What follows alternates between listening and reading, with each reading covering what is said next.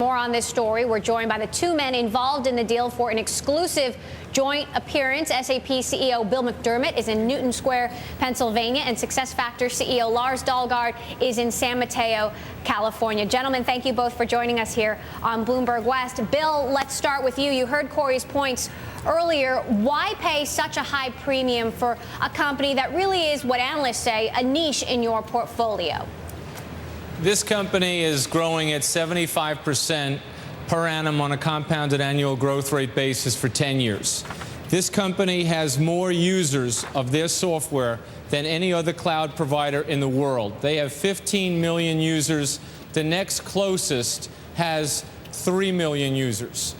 This company does 90% of their business organically.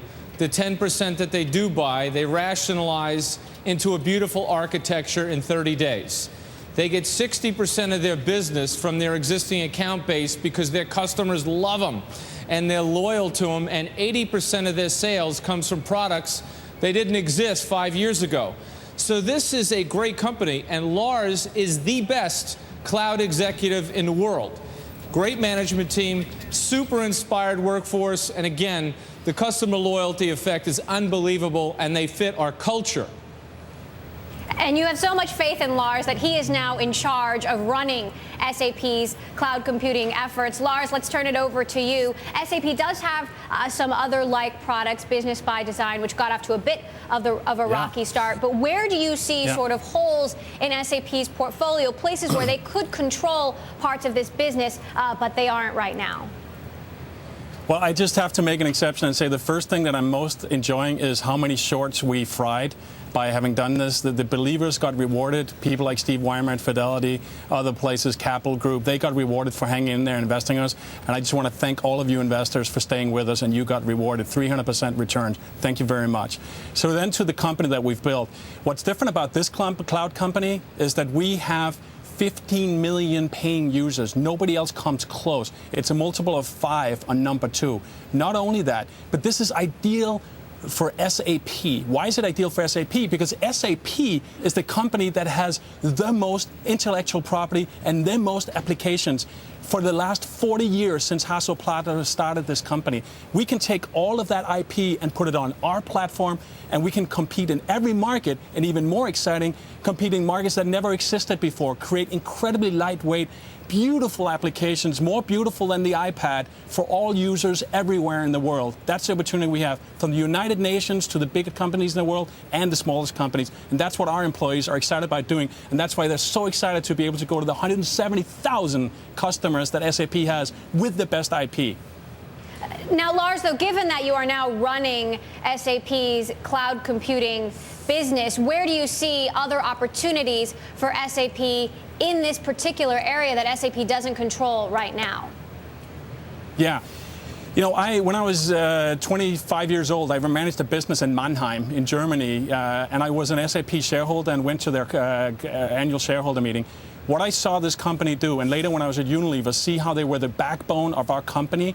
There's nobody that really even understands, unless you've been an SAP customer, how incredibly vital they are to the total business value chain.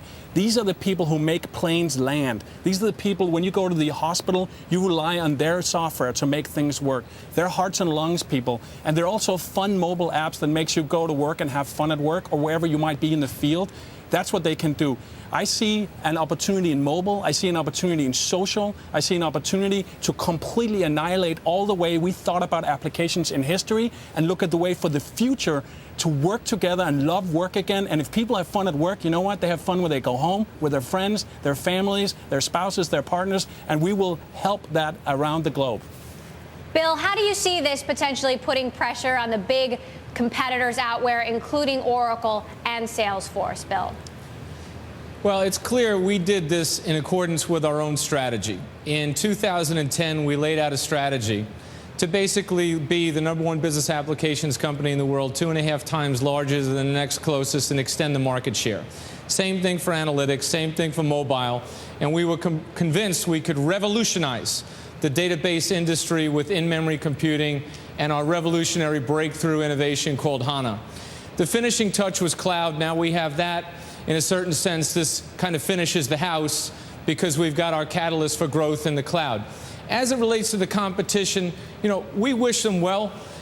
They should, do the best that they possibly can. We're going to show up every day with the assets that Lars mentioned, and we feel like our positioning with 176,000 customers, we're very much a transnational company. We understand how the world works.